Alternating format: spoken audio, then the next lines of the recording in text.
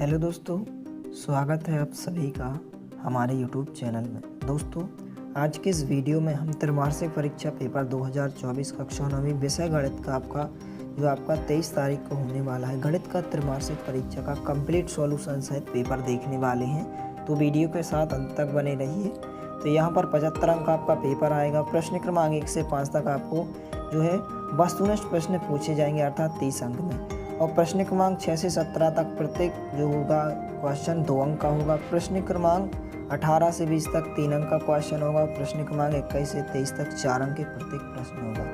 तो यहाँ पर सबसे पहले पहला प्रश्न दिया गया है, सही विकल्प चुनकर लिखिए, जो कि 6 अंक में पूछे गए हैं। यहाँ पर पहला है कि एक परिमेय तथा अपरिमेय संख्या का योगफल या अंतर सदैव होगी।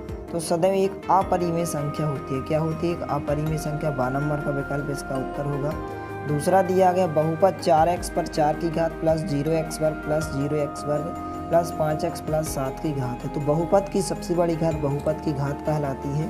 तो आ नंबर का ऑप्शन इसका आंसर होगा 4, इसका उत्तर हो जाएगा। तीसरा दिया गया है बिंदु 2-1 किस चतुर्थांश में स्थित है। तो तीसरे का राइट आंसर जो आ नंबर का ऑप्शन है जो हो जाएगा यहाँ पर किस चतुर्थांश में स्थित हो जाएगा। यहाँ पर जो इसका राइट आंसर होगा या चतुर्थांश में स्थित होगा। 2-1 किस चतुर्थांश में हो जाएगा, यहाँ पर चतुर्थांश में। इसके बाद चौथा, समांतर ax plus by plus c बराबर 0 के रूप में समीकरण को कहते हैं। तो 2 चरों वाला रैखिक समीकरण कहते हैं। आ नंबर का ऑप्शन हो जाएगा। इसके बाद पांचवा दिया गया है, यदि आप इसका योगफल करेंगे 4/5 और 1/5 का, तो यहाँ पर इसका जो योग हो जाएगा 1 हो जाएगा। दा नंबर का विकल्प इसका उत्तर होगा।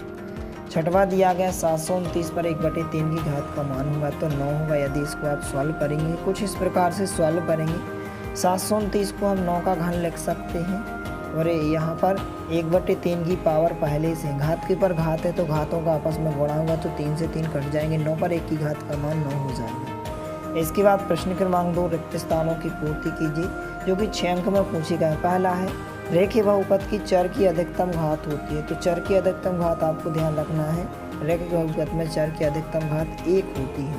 दूसरा, खाली स्थान में बहुपद 5x प्लस 2 का शून्यक है। तो जब भी आपको शून्यक ज्ञात करना है, तो जो भी बहुपद है बहुपद के बराबर आप 0 लेंगे। यहाँ से आप x का मान निकालेंगे, तो सबसे पहले प्लस 2 का पक्षांतर करेंगे, -2 हो जाएगा। फिर यहाँ से आप x का मान निकालेंगे, तो -2/5 हो जाएगा। यही हमारा क्या हो जाएगा, शून्यक हो जाएगा। तो यहाँ पर शून्यक का मान -2/5 होगा। तो इस प्रकार से जो है आप दूसरे खाली स्थान में -2/5 लिखेंगे। इसके बाद तीसरा दिया गया है बहुपद x घन -x वर्ग प्लस 1 में x वर्ग का गुणांक। यदि आप x वर्ग का गुणांक निकालेंगे तो -1 होगा, तीसरे का आंसर। इसके बाद चौथा दिया गया भाज्य बराबर भाजक गुणित भागफल प्लस क्या होता है, शेषफल होता है। चौथे खाली स्थान में आपको क्या लिखना है, शेषफल लिखना है। इसके बाद पांचवा मूल बिंदु के निर्देशांक होते हैं। तो ध्यान रखना, मूल बिंदु के निर्देशांक 0, 0 होते हैं। इसके बाद छठवा, यदि आप इसको सॉल्व करें तो आंसर 4 हो जाएगा। 7 पूछे गए हैं। पहला, रैखिक बहुपद की घात 1 होती है, तो पहला कथन आपका बिल्कुल सत्य हो जाएगा। दूसरा दिया गया प्रत्येक पूर्ण संख्या यहाँ पर दूसरा, एक घन में कुल 8 सीट्स होते हैं, तो यह भी कथन आपका बिल्कुल सत्य हो जाएगा। तीसरा है प्रत्येक पूर्ण संख्या एक परिमेय संख्या होती है, तो यहाँ पर यह कथन भी आपका क्या हो जाएगा, सत्य हो जाएगा। क्या हो जाएगा, सत्य हो जाएगा। चौथा दिया गया प्रत्येक परिमेय संख्या एक पूर्ण संख्या होती है, तो यह कथन आपका क्या होगा, असत्य हो जाएगा। इसके बाद पांचवा दिया गया है यहाँ पर शंकु एक गोलाकार ठोस आकृति होती है, तो यह कथन आपका क्या हो जाएगा, असत्य हो जाएगा, क्योंकि शंकु गोलाकार आकृति नहीं होती है। छठवा, 2 चरों वाले रैखिक समीकरण के अपरिमित रूप से अनेक हल होते हैं, तो ये आपका सत्य हो जाएगा।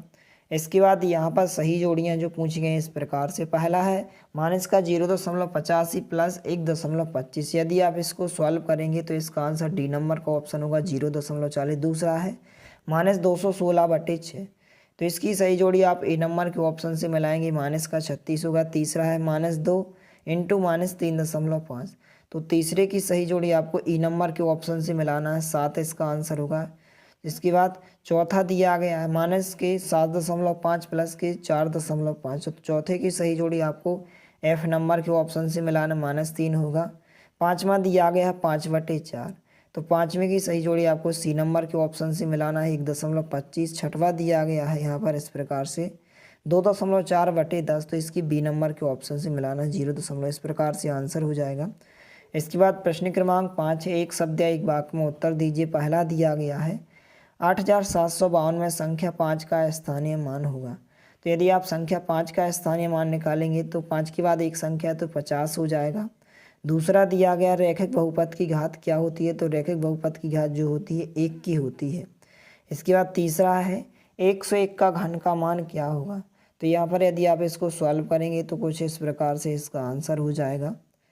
इसके बाद चौथा दिया गया है यहाँ पर 0 व 1 के बीच एक परिमेय संख्या लिखिए। तो 0 व 1 के बीच परिमेय संख्या 1/2 हो जाएगी।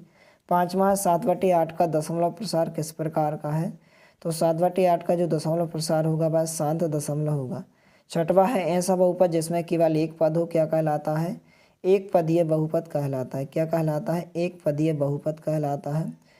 इसके बाद क्वेश्चन दिए गए हैं। प्रश्न क्रमांक 6, जांच कीजिए कि -2 और 2 बहुपद x+2 के शून्यक हैं या नहीं, अथवा में इस प्रकार से घात पूछी गई है। तो छठवें के अथवा को जो आपको सॉल्व करना है, इसमें जो बहुपद की सबसे बड़ी घात, पहले बहुपद में घात का मान कितना हो जाएगा, 5 हो जाएगा। दूसरे बहुपद में सबसे बड़ी घात 8 की है तो घात का मान कितना हो जाएगा, 8। तो अथवा का क्वेश्चन सरल है, आप सॉल्व कर सकते हैं। प्रश्न क्रमांक 7 है कर्णी 5 प्लस कर्णी 2 के वर्ग को सरल कीजिए। तो इस प्रकार से यदि आप कमेंट सेक्शन में कमेंट करेंगे तो आपको सभी क्वेश्चन को समझाया जाएगा और सॉल्यूशन भी बताया जाएगा। क्वेश्चन आप देख लीजिए, 1/कर्णी 2 के हर का परिमेयकरण कीजिए। 8 कर्णी 15 को 2 कर्णी 3 से भाग दीजिए। इसके बाद प्रश्न क्रमांक 10 दिया गया। प्रश्न क्रमांक 11 किस चतुर्थांश में स्थित है। इसके बाद प्रश्न क्रमांक 12 दिया गया। प्रश्न क्रमांक 13 35% को भिन्न के रूप में बदलिए। x बराबर 1 पर x+4 व्यंजक का मान ज्ञात कीजिए। इसके बाद प्रश्न क्रमांक 15 है 100 को 7:3 में बांटिए, 16 है कोण बनाना है। प्रश्न क्रमांक 17 इस प्रकार से दिया गया है। प्रश्न क्रमांक 18 दिया गया। प्रश्न क्रमांक 19 कुछ इस प्रकार से। इसके बाद प्रश्न क्रमांक 20 दिया गया। प्रश्न क्रमांक 21 और प्रश्न क्रमांक 22 कुछ इस प्रकार से। 0.6 आवृत्ति को p/q के रूप में व्यक्त करके बताना है। प्रश्न क्रमांक 23 कुछ इस प्रकार। इसके बाद सॉल्यूशन देख लेते हैं। तो ये आपका सॉल्यूशन हो जाएगा, जो आपका क्वेश्चन है कर्णी 5 प्लस कर्णी 2 का स्क्वायर। तो प्रश्न क्रमांक 7 दिया गया, जो इसका सॉल्यूशन हो जाएगा कुछ इस प्रकार से। तो आप क्वेश्चन को मिलाते जाइए इस प्रकार से। इसके बाद 1/कर्णी 2 के हर का परिमेयकरण का आंसर हो जाएगा। इसका आप स्क्रीनशॉट ले सकते हैं। 8 कर्णी 15 को 2 कर्णी 3 से भाग दीजिए, तो इस प्रकार से आंसर होगा। 35% को भिन्न के रूप में बदलिए, तो इस प्रकार से आंसर होगा। इसके बाद यहाँ पर सरिता की वर्तमान आयु मानी चले 22 वर्ष है, तो 5 वर्ष बाद कितनी हो जाएगी, 22+5 हो जाएगी। इसके बाद दो संख्याओं के बीच परिमेय संख्या इस प्रकार से आपको ज्ञात करना है। 3 और 4 के बीच परिमेय संख्या इस प्रकार से हो जाएंगी।